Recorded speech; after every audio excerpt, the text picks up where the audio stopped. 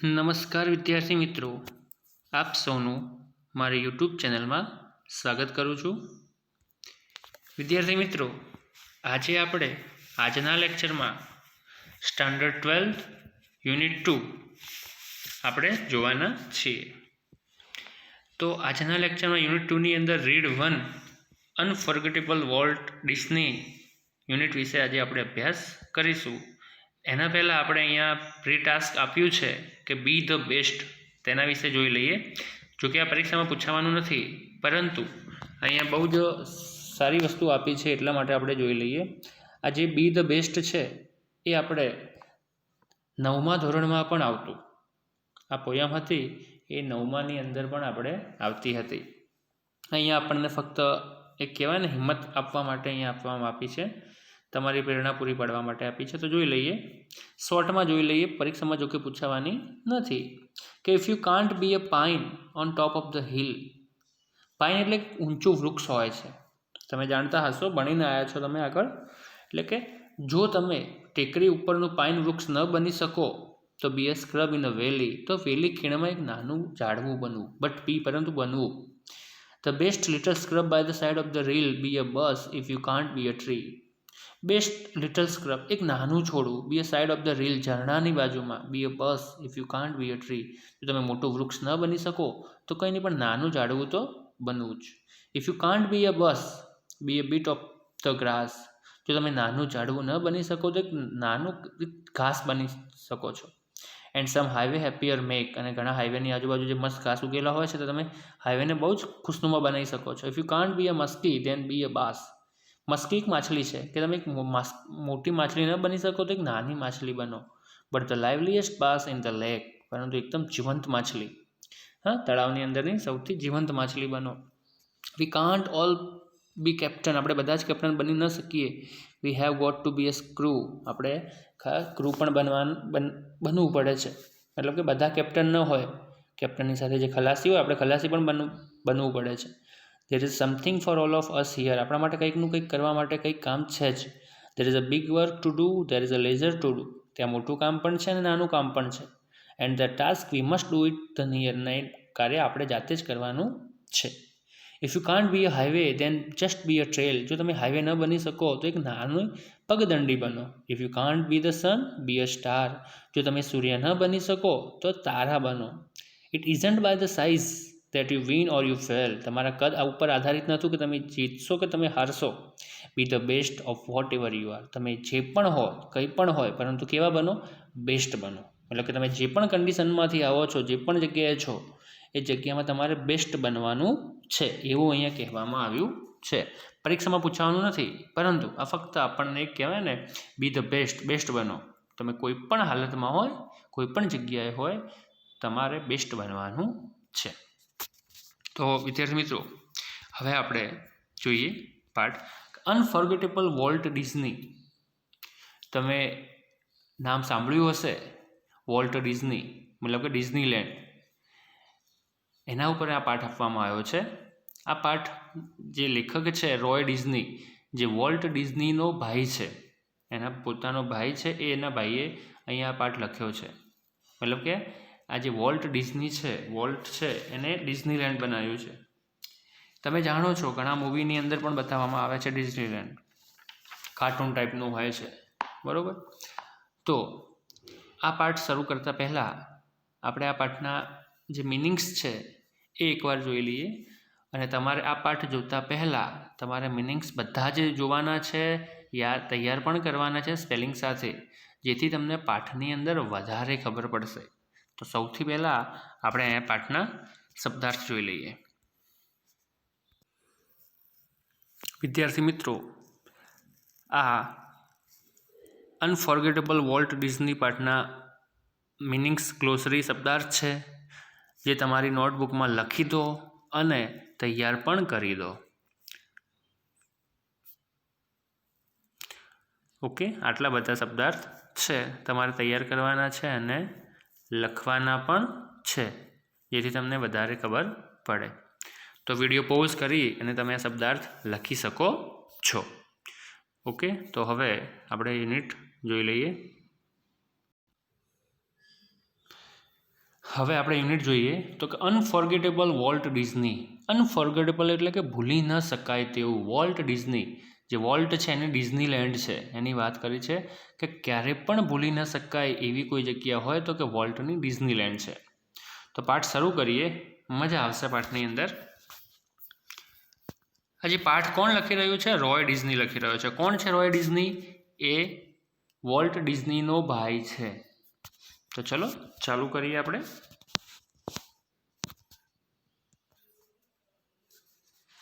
My brother Walt is no more, કે મારો ભાઈ જે વોલ્ટ છે નો મોર મતલબ કે હવે જીવિત નથી, હાલ જીવતો છે નહીં. Yet his influence lingered like a living presence over the studio where he turned out the cartoon, nature films and features movie that made him known and loved around the world. શું કહે છે કે his influence એટલે કે તેની અસર, living presence જીવંત છે, over the સ્ટુડિયોની અંદર, where he turned out the cartoon કે જેને કાર્ટૂન બનાવ્યા હતા, નેચર ફિલ્મ બનાવી હતી, ફીચર્સ મૂવી બનાવ્યા હતા, that made him known તેને જાણીતો બનાવ્યો, and loved all around the world આખા વિશ્વમાં તેને નામના મેળવી એવી જગ્યાએ ડિઝનીલેન્ડની અંદર, એના સ્ટુડિયોની અંદર તેની જે અસર છે એ હાલ પણ વર્તાય છે. એટલે કે શું કહેવા માગે છે કે જ્યાં સ્ટુડિયો છે કે જ્યાં સ્ટુડિયોની અંદર જે વોલ્ટ ડિઝનીએ કાર્ટૂન સિરીઝ બનાવી હતી, નેચર ફિલ્મ બનાવી હતી, ફીચર્સ મૂવી બનાવી હતી, કે જેના દ્વારા, જે સ્ટુડિયોના દ્વારા આખા વિશ્વની અંદર એને નામના મેળવી છે, તો એ સ્ટુડિયોની અંદર હાલ વોલ્ટ જીવિત નથી, તેમ છતાં પણ તેની હાજરી વર્તાય છે. ઇવન નાઉ હાલ પણ, as I walk around the studio crew, કે કોણ કહે છે? આઈ એટલે કે રોય ડિઝની, કે રોય એવું કહે છે કે આજે પણ હું જ્યારે સ્ટુડિયોના જે ક્રૂ મેમ્બર છે, મતલબ કે જે કામદાર વ્યક્તિઓ છે એમની સાથે હું જ્યારે વોક ચાલતો હોઉં છું, I half expect to encounter that tall country boy figure head bowed in the thought about some new project. શું કહે છે? તો કે એન્કાઉન્ટર એટલે કે મળવું એમ, ટોલ એટલે કે ઊંચો, કન્ટ્રી બોય ફિગર એટલે દેશી છોકરો. એટલે કે જે વોલ્ટ ડિઝની છે એ કેવો લાગતો હોય છે? ઊંચો લાગતો હોય છે. કન્ટ્રી બોય ફિગર એટલે કે દેશી બોય, એકદમ દેશી છોકરો. હા, હેડ એટલે માથું, બાવ એટલે કે નીચે થયેલું, એટલે કે નીચે રાખીને માથું. Thought about some new project, નવા પ્રોજેક્ટના ઊંડા વિચારોમાં એક ઊંચો દેશી દેખાવનો છોકરો એ ઊંચા વિચારોમાં માથું નીચું રાખીને ફરતો હોય એવું અમને થાય છે. Walt was so much the driving force behind all we did for making movie to building Disneyland that people constantly mention his name as he were still alive. શું કહે છે જોઈએ કે Walt was so much the driving force એટલે પ્રેરક બળ, કે volt એક ખૂબ પ્રેરક બળ હતો for behind all we did, અમે જે પણ કાર્ય કરતા હતા તેમાં વોલ્ટ અમારા માટે પ્રેરક રૂપ હતો. જેમાં કે મૂવિંગ ટુ બિલ્ડિંગ ડિઝનીલેન્ડ, એટલે કે મૂવિંગથી લઈ અને મૂવીઝ બનાવવાથી લઈ અને જે ડિઝનીલેન્ડ બનાવવાના ત્યાર સુધી અમારા માટે જે વોલ્ટ ડિઝની હતો પ્રેરક બળ હતો. That people constantly mention his name, કે લોકો કોન્સ્ટન્ટલી સતત તેનું નામ જપતા હોય છે કે if he wear steel alive, કે વોલ્ટ છે એ હજુ સુધી પણ જીવતો છે. મતલબ કે જેટલા પણ ત્યાં લોકો છે, અમે કે મૂવીથી બનાવીને ડિઝનીલેન્ડ બાંધવાના દરેક કાર્યની અંદર અમારા માટે જે વોલ્ટ હતો એ પ્રેરક રૂપ હતો. હાલ પણ જે ત્યાંના લોકો છે એવું કહેવા માગે છે કે વોલ્ટ હજુ સુધી પણ જીવતો છે.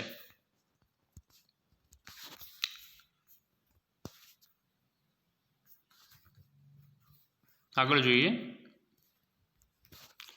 Every time we saw a new picture or open a new features at Disneyland, someone is bound to say, I wonder how Walt would like it. And when this happened, I personally realized that it was something he himself had planned. જોઈએ શું કહેવા માગે છે કે every time, દરેક વખતે, વી સો a new picture, કે જ્યારે અમે નવા પિક્ચર જોઈએ છીએ, અથવા તો open a new features of Disneyland, કે ડિઝનીલેન્ડની અંદર નવા ફીચર્સ શરૂ કરીએ છીએ, તો someone is bound to say, અમુક કોઈ વ્યક્તિ બોલી ઉઠે છે કે I wonder how Walt would like it. I wonder, મને નવાઈ લાગે છે કે કેવી રીતે વોલ્ટ વુડ લાઇક ઇટ, કે વોલ્ટને કેવી રીતે ગમતું હશે.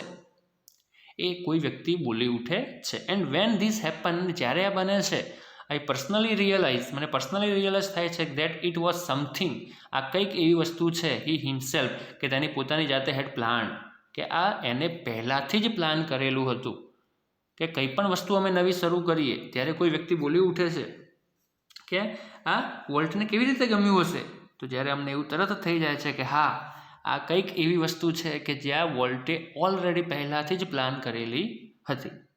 For my imaginative ઇન્ડસ્ટ્રીયસ brother, imaginative એટલે કે કહેવાય ને કલ્પનાશીલ, ઇન્ડસ્ટ્રીયસ બ્રધર, કે મારો ઉદ્યમી ભાઈ, left enough project in progress, keep the rest of us busy for many.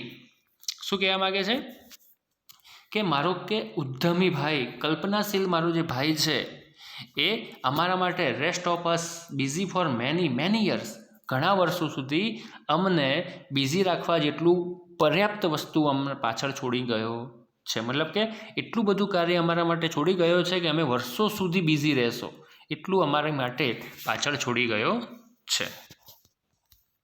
જોઈએ આગળ.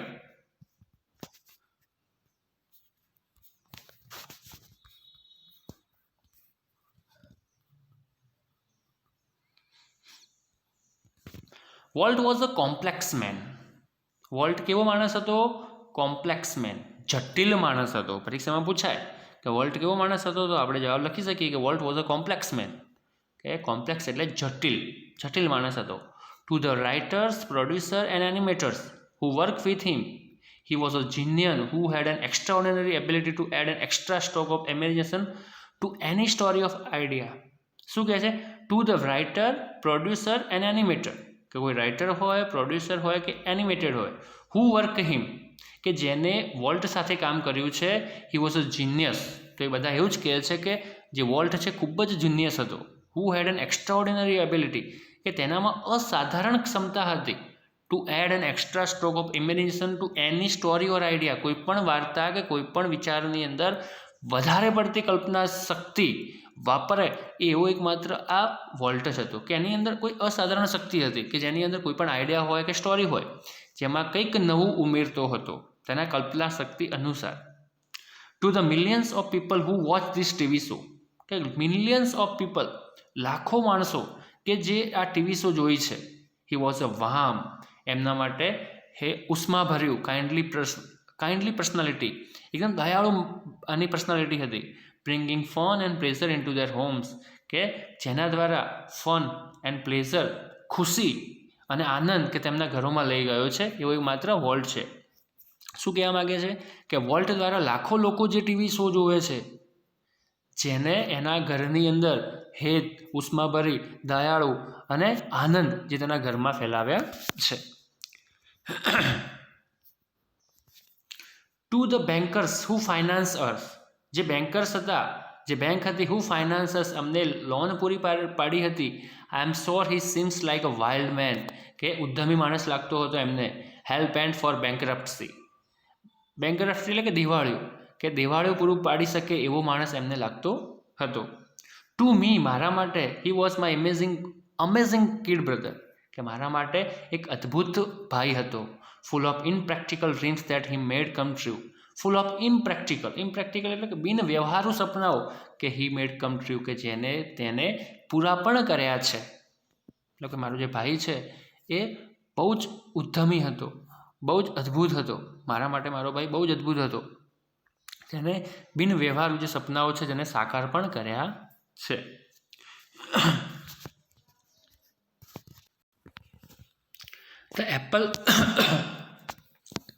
The apple orchard and weeping willow stand green and beautiful at our old farm, where Walt sketched his first animal.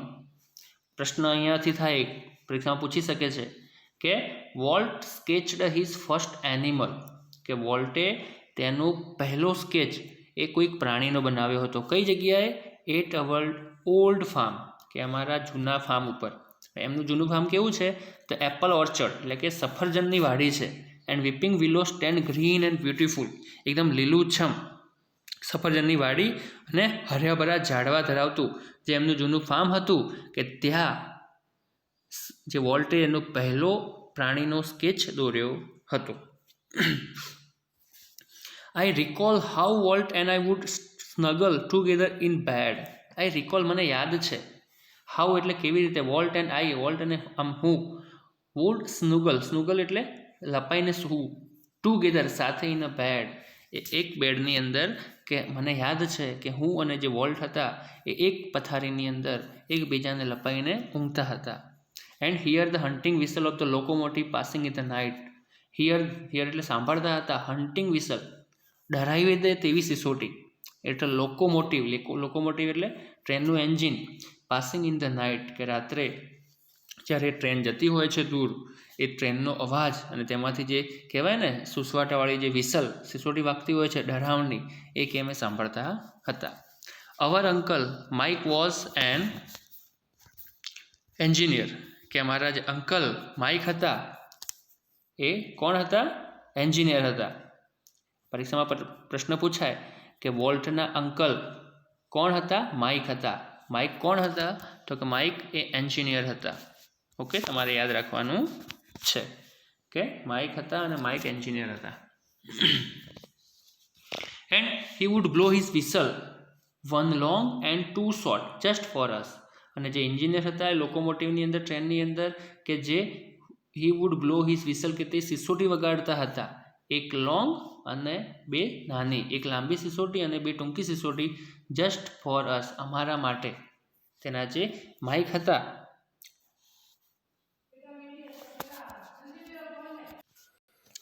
અને જે એના કાકા uncle હતા કે જેના માટે સિસોટી વગાડતા હતા, એક લાંબી અને બે ટૂંકી. કોના માટે? ફક્ત એમના માટે જ. Walt never lost his love for train. વોલ્ટને ક્યારેય પણ ટ્રેન પ્રત્યેનો જે પ્રેમ હતો એ ઓછો થયો નહીં. યર્સ આફ્ટર, વર્ષો પછી, an old fashioned train was one of the first attraction of Disneyland. કે વર્ષો પછી એન ઓલ્ડ ફેશનેટ ટ્રેન, જૂની પુરાણી જે ટ્રેન હતી, was one of the first attraction of Disneyland, કે ડિઝનીલેન્ડનું સૌ પ્રથમ કોઈ એટ્રેક્શન હોય, આકર્ષણ હોય, તો આ કઈ વસ્તુ હતી? Old fashioned train. પરીક્ષામાં વિદ્યાર્થી મિત્રો પૂછાઈ શકે છે કે જે પહેલું એટ્રેક્શન ડિઝનીલેન્ડનું કયું હતું? તો કે ભાઈ ઓલ્ડ ફેશનેટ ટ્રેન, કે જૂની પુરાણી જે ટ્રેન એ ડિઝનીલેન્ડનું સૌ પ્રથમ આકર્ષણ હતું. As far back I can remember. As far back as I can remember, મને જેટલું પણ મને પહેલાં હું ભૂતકાળની વાતો યાદ કરું છું. વોલ્ટ વોઝ ડ્રોવિંગ, કે વોલ્ટ એ ચિત્ર દોરતો હતો. કે ભૂતકાળની વાત મને યાદ આવે છે કે જ્યારે વોલ્ટ ચિત્ર દોરતો હતો, the first money he ever made was a nickel four a sketch of a neighbours horse. The first money, જે પહેલા પૈસા હતા, હી એવર મેડ, જે કમાયો હતો, વોઝ અ નિકલ. નિકલ એટલે 5 સેન્ટ. ત્યાંનું કંઈક નાણું હશે કે એક નિકલ એટલે મતલબ કે 5 સેન્ટ કહેવામાં આવે છે, 5 cent. For a sketch of neighbour's horse, કે તેના પડોશીના ઘોડાનો જેને સ્કેચ દોર્યો હતો તેના દ્વારા તેને એક નિકલ. પરીક્ષામાં યાદ રાખજો કે તને કેટલા રૂપિયા મળ્યા હતા? તો એક નિકલ. એક નિકલ એટલે કેટલા થાય છે? 5 સેન્ટ. 5 સેન્ટ થાય છે. એટલે કે તેની પહેલી કમાણી એ તેના પડોશીના ઘોડાનો સ્કેચ દોર્યો હતો, તેમાંથી તેને એક નિકલ મળ્યા હતા. હી સ્ટડીડ કાર્ટૂનિંગ ઇન શિકાગો. તેને શિકાગોની અંદર કાર્ટૂનિંગ વિશે અભ્યાસ કર્યો. And then started a little animated cartoon company in Kansas City that flopped. શું કહે છે કે તેને એક નાની, પહેલાં તો શિકાગોમાં એને અભ્યાસ કર્યો.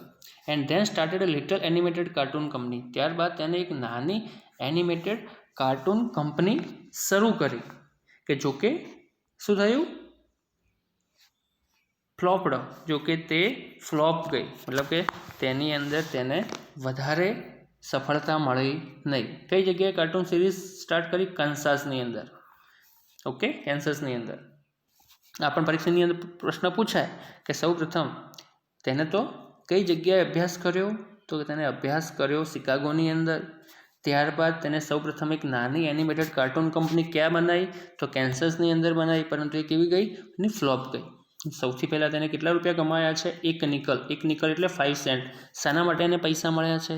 તો કે તેના પડોશીના ઘોડાનો સ્કેચ દોરવા માટે. ઓકે, આગળ જોઈએ હવે. I was in Los Angeles when was Walt just 28. Decided to try his luck in Hollywood. કે વોલ્ટ જ્યારે 21 વર્ષનો હતો ત્યારે તેને નક્કી કર્યું ટ્રાય હિઝ લક, તેનું નસીબ આજમાવ્યું ઇન હોલિવૂડ, કે હોલિવૂડની અંદર તેને નસીબ આજમાવાનું નક્કી કર્યું. ત્યારે I was in Los Angeles, કે ત્યારે હું લોસ એન્જલિસમાં હતો. મતલબ કે જ્યારે વોલ્ટ 21 વર્ષનો હતો ત્યારે તેને હોલિવૂડની અંદર પોતાનું નસીબ આજમાવાનું નક્કી કર્યું. ત્યારે આઈ એટલે કોણ? રોય ડિઝની છે, જે કહી રહ્યો છે કે ત્યારે હું કે લોસ એન્જલિસમાં હતો. I met him at the station, હું તેના સ્ટેશન પર મળ્યો. તેના ભાઈની વાત કરે છે કે હું તેને લોસ એન્જલિસમાં સ્ટેશન પર મળ્યો. He was carrying a cheap suitcase. Cheap suitcase એટલે કે ખૂબ જ કહેવાય ને સસ્તી suitcase. That contain all of his belonging, કે જેની અંદર તેની બધી વસ્તુ હતી તે લઈને આવ્યો હતો. કે તેની પાસે એક નાની સૂટકેસ હતી કે જેની અંદર તેની બધી વસ્તુઓ હતી એની અંદર. We borrow $500 from an uncle, અમે $500 અમારા અંકલ પાસેથી ઉછીના લીધા. And Walt started a cartoon series called Alice in cartoon land. વોલ્ટે સ્ટાર્ટેડ કાર્ટૂન સિરીઝ, કે વોલ્ટે કાર્ટૂન સિરીઝ શરૂ કરી કે જેનું નામ હતું એલિસ ઇન કાર્ટૂન લેન્ડ. પરીક્ષામાં પૂછાશે કે સૌ પ્રથમ કાર્ટૂન સિરીઝનું નામ શું હતું? એલિસ ઇન કાર્ટૂન લેન્ડ, કે જેને તેના અંકલ પાસેથી $500 ઉછીના લઈને કાર્ટૂન સિરીઝ શરૂ કરી હતી. પરીક્ષામાં યાદ રાખજો. ઇટ વોઝ ટફ ગોઈંગ, કે ત્યાં એ પણ વધારે પડતી સફળતા મળી નહીં. શું નામ છે? એલિસ ઇન કાર્ટૂન લેન્ડ, તેમની પહેલી કાર્ટૂન સિરીઝ હતી.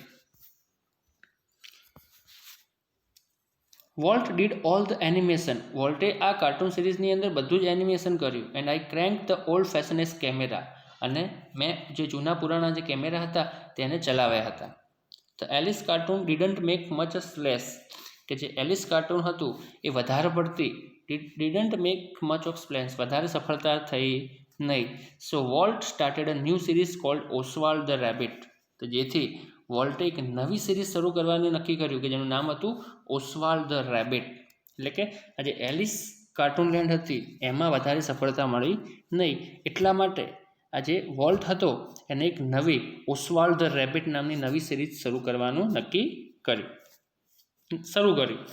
Oswald did better, but when Walt went to our New York distributor for more money, he ran into trouble.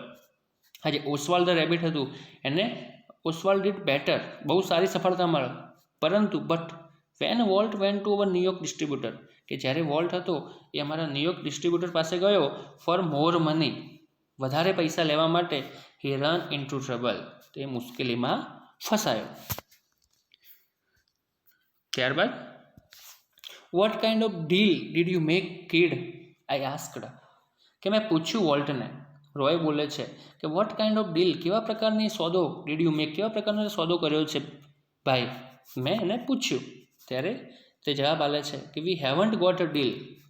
હા, કે શું કહે છે કે વી હેવન્ટ ગોટ અ ડીલ, કે આપણને આપણો જે સોદો છે એ મળ્યો નથી.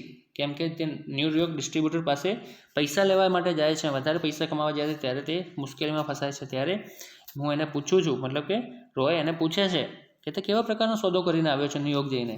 ત્યારે વોલ્ટ કહે છે કે આપણને આપણો સોદો મળ્યો નથી.